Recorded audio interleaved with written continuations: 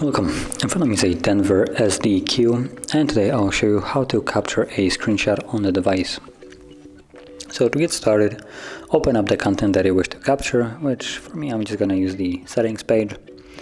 And once it's open, all you need to do to capture a screenshot is hold power key and volume down.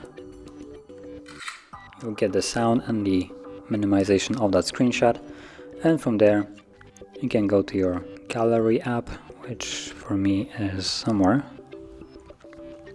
gallery right here, and you can see there is a screenshot folder, and in there is the screenshot itself, and that is how you would capture a screenshot. So if you found this very helpful, don't forget to hit like, subscribe, and thanks for watching.